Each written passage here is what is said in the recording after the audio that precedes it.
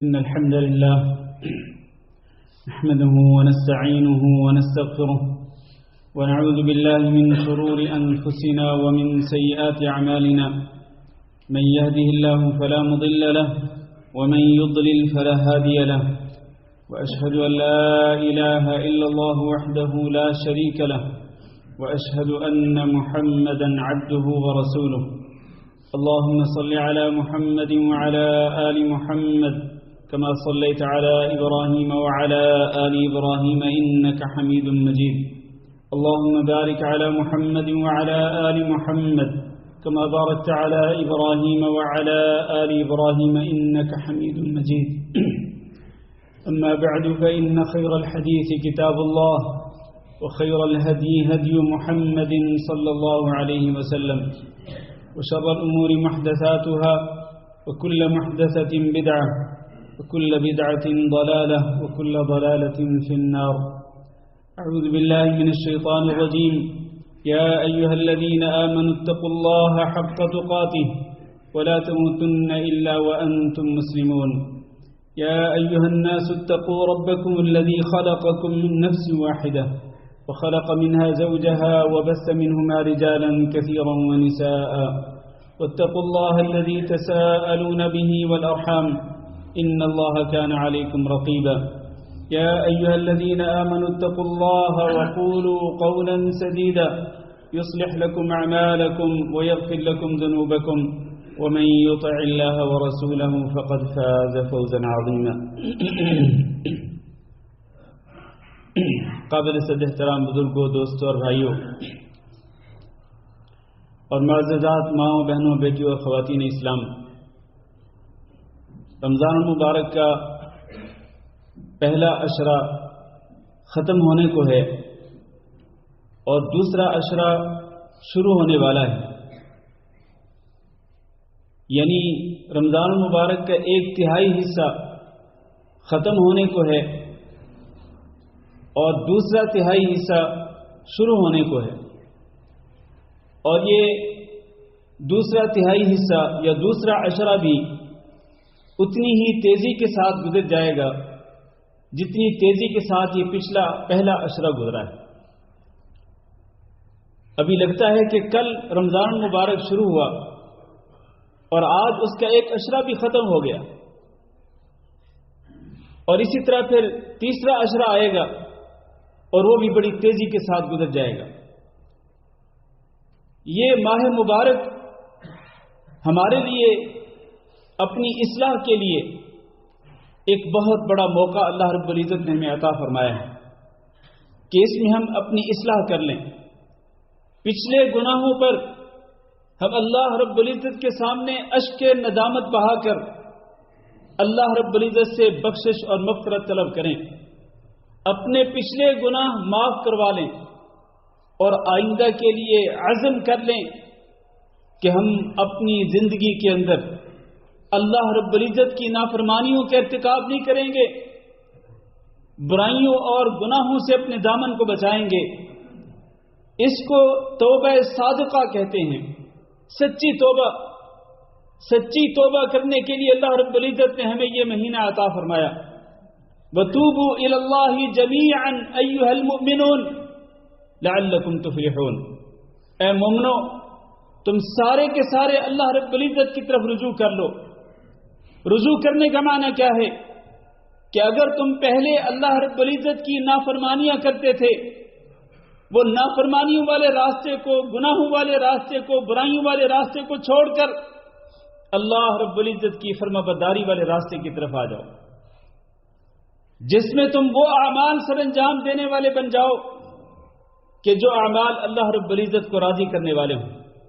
اللہ کی خوشنودی کا ذریعہ بننے والے ہوں۔ تو یہ مہینہ جو بڑی تیزی کے ساتھ گزرتا چلا جا رہا ہے، یہ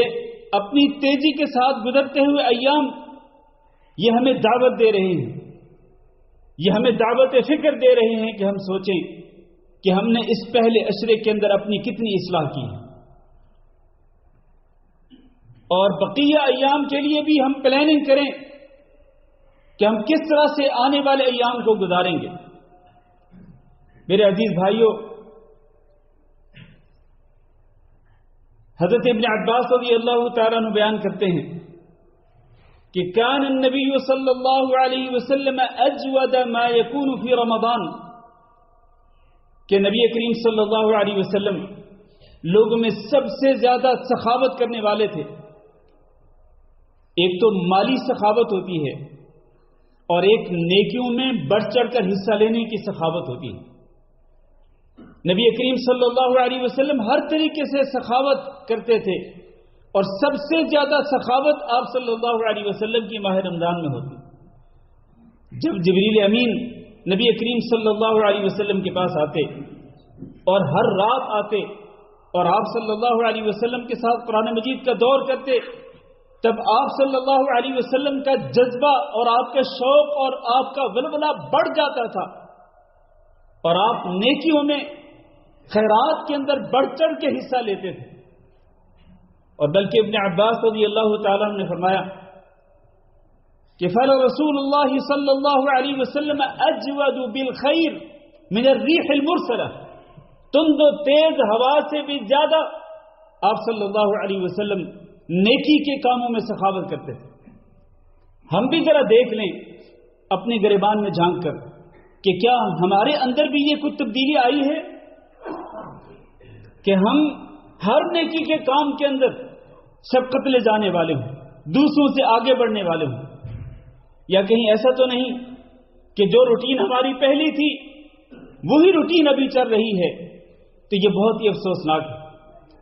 عزیز بھائیوں، یہ جو سخاوت ہے اس کا ایک مظہر زکوٰۃ ادا کرنا ہے، جو کہ آج کے خطبہ جمعہ کا موضوع ہے۔ منسٹری کی طرف سے ہمیں جو خطبہ بھیجا گیا ہے اس میں زکوٰۃ کا موضوع دیا گیا ہے۔ تو نبی صلی اللہ علیہ وسلم سخاوت کرتے تھے۔ سخاوت کا سب سے بڑا مظہر یہ ہے کہ انسان سب سے پہلے اپنے مال میں سے جو فرض زکوٰۃ ہے اس کو ادا کرے۔ صدقات کی باری بعد میں آتی ہے، نفلی خیرات کی باری بعد میں آتی ہے، پہلے جو فریضہ اسلام ہے اس کو ادا کرنا ہے، کیونکہ نبی کریم صلی اللہ علیہ وسلم نے جو دین اسلام کے ارکان ذکر فرمائے ان میں تیسرا رکن ہی زکوٰۃ ادا کرنا ہے۔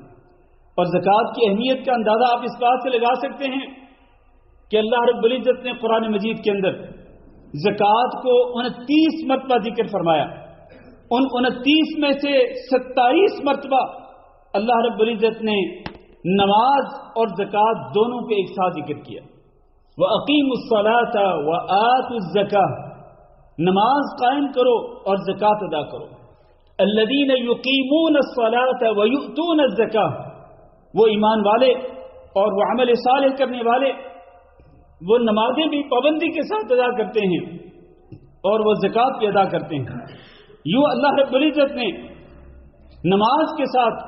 زکوٰۃ کا ذکر کر کے اور وہ بار بار اس کو ریپیٹ کر کے ہمیں یہ باور کرایا ہے کہ جس طرح دن اور رات کے اندر 5 نمازیں فرض ہیں، اسی طرح سے زکوٰۃ ادا کرنا بھی فرض ہے۔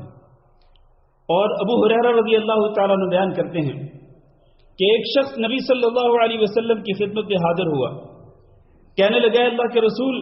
دلنی علی عمل اذا عملته دخلت الجنہ، آپ مجھے وہ عمل بتلائیے کہ جب میں وہ عمل کروں تو جنت میں داخل ہو جاؤں۔ نبی کریم صلی اللہ علیہ وسلم نے جنت میں لے جانے والے 4 اعمال کا تذکرہ فرمایا، اور وہ کون سے ہیں؟ فرمایا تعبد اللہ ولا تشرک به شیئا،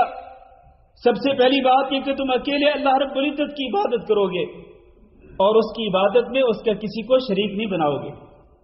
یہ دین اسلام کے ارکان میں سے پہلا رکن، اکیلے اللہ رب العزت کی عبادت کرنا اور اس کی عبادت میں کسی کو شریک نہ بنانا۔ وَتُقِيمُ الصَّلَاةَ، اور دوسرا رکن نماز قائم کرو گے، پابندی کے ساتھ نمازیں پڑھتے رہو گے۔ وَتُؤْتِ الزَّكَاةَ الْمَفْرُوضَةَ، اور جو فرض زکوٰۃ ہے اپنے مال میں سے وہ پابندی کے ساتھ ادا کرتے رہو گے۔ وَتَصُومُ رَمَضَانَ، اور رمضان کے روزے بھی پابندی کے ساتھ رکھتے رہو گے اور بغیر کسی شرعی عذر کے رمضان کا روزہ نہیں چھوڑو گے۔ اگر شرعی عذر کی بنا پہ رمضان کا کوئی روزہ چھوڑو گے تو اس کو قضا کر کے رمضان کی گنتی مکمل کرو گے، یا پھر اس کا فدیہ ادا کر کے تم اس کا اپنی ذمہ داری سے اپنی جو ذمہ داری ہے اس کو ادا کرو گے. تو نبی صلی اللہ علیہ وسلم نے یہ 4 اعمال اس کو ذکر کیے، اس کو بتلائے، جنت میں لے جانے والے 4 اعمال. اور آپ نے فرمایا کہ جب یہ شخص جانے لگا تو کہنے لگا والذی نفسی بیدہ لا ازید علی ھذا، اس اللہ کی قسم جس کے ہاتھ میں میری جان ہے، یہ 4 اعمال میں پابندی کے ساتھ ادا کرتا رہوں گا. وہ پیٹھ پھیر کر گیا تو نبی صلی اللہ علیہ وسلم نے فرمایا من سرہ ان ينظر الى رجل من اہل الجنة فلينظر الى ھذا، جو شخص یہ چاہتا ہو کہ وہ جنت والوں میں سے کسی ایک شخص کو دیکھنا چاہتا ہو جو یہاں اللہ کی زمین پہ چل پھر رہا ہے، زندہ ہے اور وہ جنت والوں میں سے ہے، کوئی اس کو دیکھنا چاہتا ہو تو اس شخص کو دیکھے. اس سے ثابت یہ ہوا میرے عزیز بھائیوں کہ زکوٰۃ ادا کرنا یہ جنت میں لے جانے والے اعمال میں سے ایک عمل ہے. اور اللہ تعالیٰ نے سورۃ المؤمنون کے شروع میں یہ ذکر کیا ہے قد افلح المؤمنون الذين هم في صلاتهم خاشعون والذين هم عن اللغو معرضون والذين هم للزكاة فاعلون. وہ مومن کامیابی پا گئے جن کی یہ صفات ہے، ان میں سے ایک یہ کہ وہ زکوٰۃ ادا کرتے ہیں. یہ مومن ان کے لیے ہے کیا؟ اولئک هم الوارثون الذين يرثون الفردوس هم فيها خالدون. جنت الفردوس کے وارث بننے والے مومن وہ یہی ہیں جن کے اندر یہ صفات ہے. اگر میں اور آپ بھی جنت الفردوس کے وارثوں میں شامل ہونا چاہتے ہیں تو ہمیں اپنے مالوں کی زکوٰۃ پابندی کے ساتھ ہر سال ادا کرنی ہوگی اور اس میں کسی قسم کی غفلت نہیں کرنی ہوگی. آج یہ دیکھا جا رہا ہے اور میرے پاس تو چونکہ ڈیلی بیسس پہ سوالات آتے ہیں، لوگ ہچکچاہٹ کا شکار ہیں کہ زکوٰۃ ادا کریں یا نہ کریں. کوئی کچھ کہتا ہے اور کوئی کچھ کہتا ہے. کوئی کہتا ہے کہ اگر اس کے پاس گولڈ 10 تولے ہے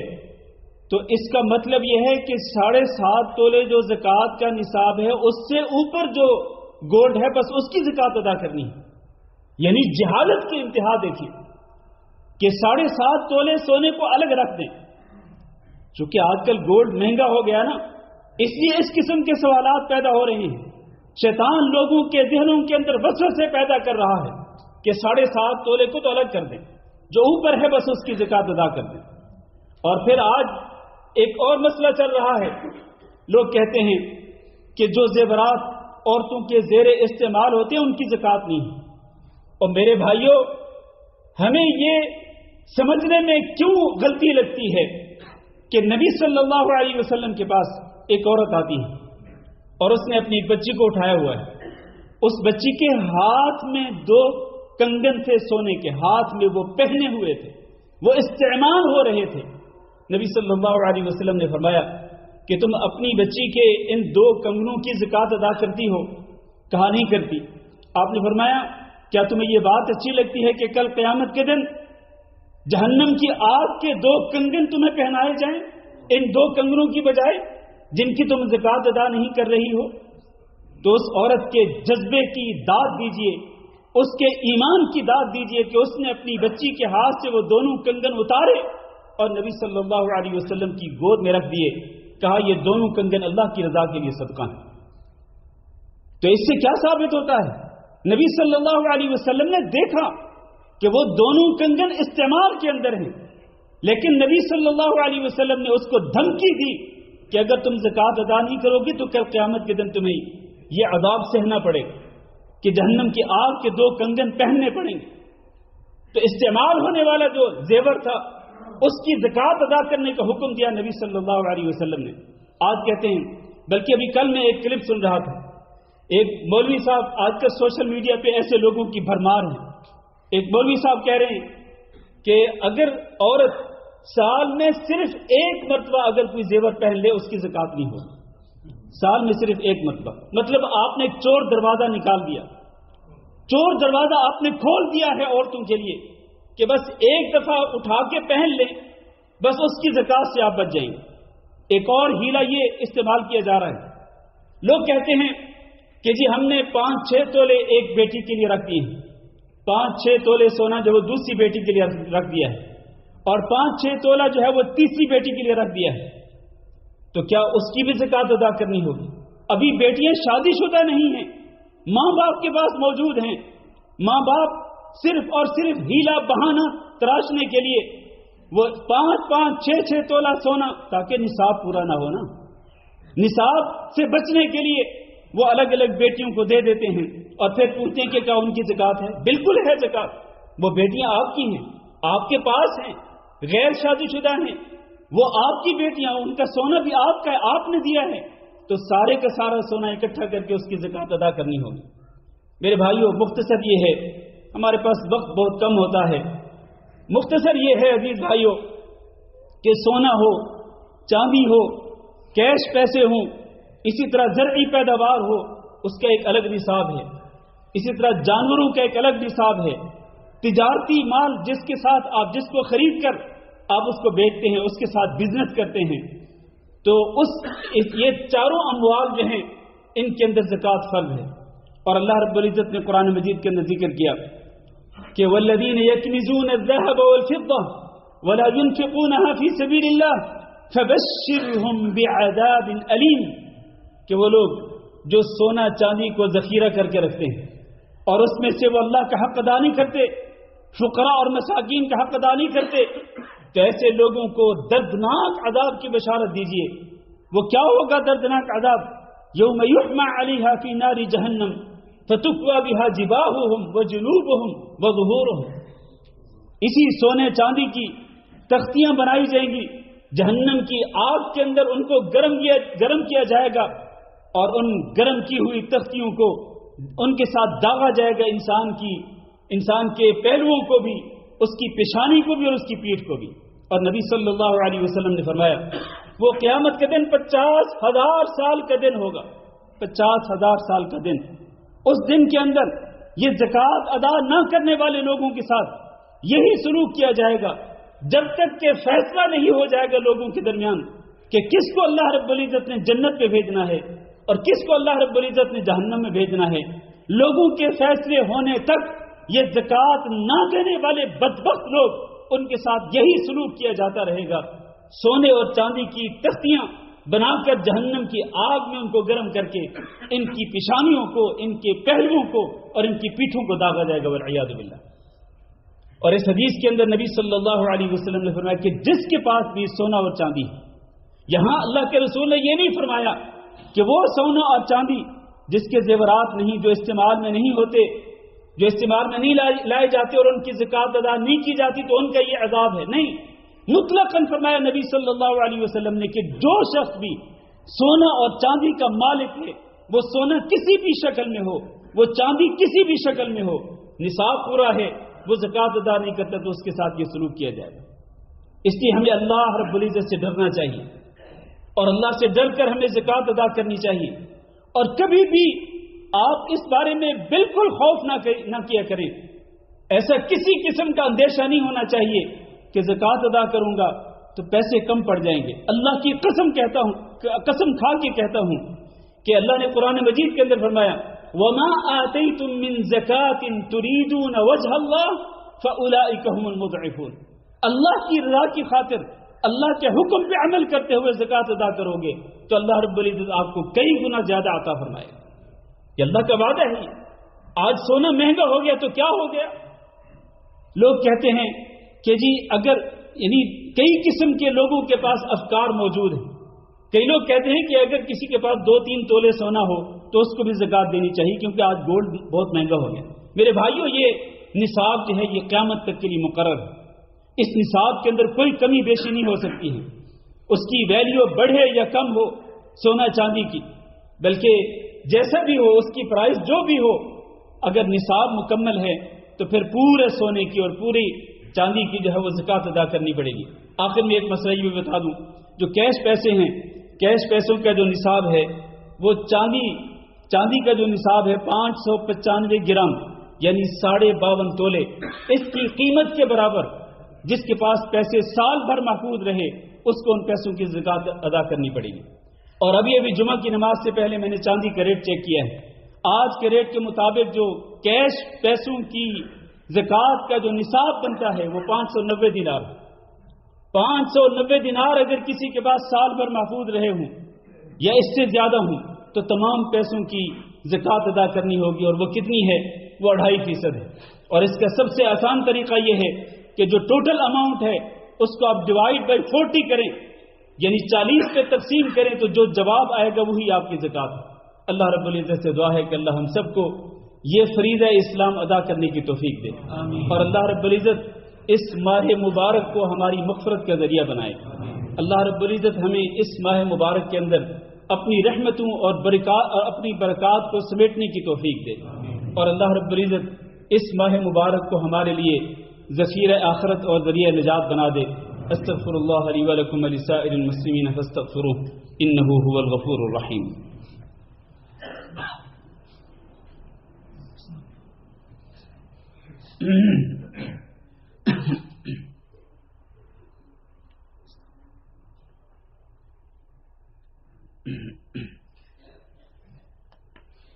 إن الحمد لله نحمده ونستعينه ونستغفره ونعوذ بالله من شرور أنفسنا ومن سيئات أعمالنا،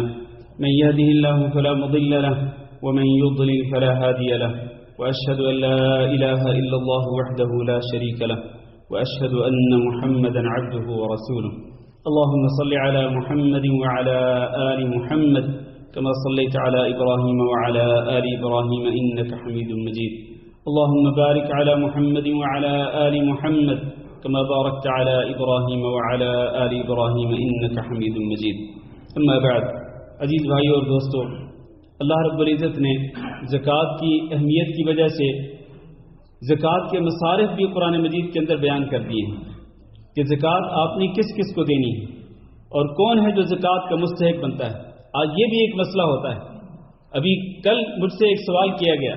کہ ایک خاتون ہے جس کے پاس 10 تولے سونا موجود ہے، کیا ہم اس کو زکوٰۃ دے سکتے ہیں؟ یعنی انتہا ہو گئی لوگوں کی جہالت کی کہ ایک عورت خود جو 10 تولے سونے کی مالک ہے، اور آج سونے کی قیمت کہاں پہنچی ہوئی ہے،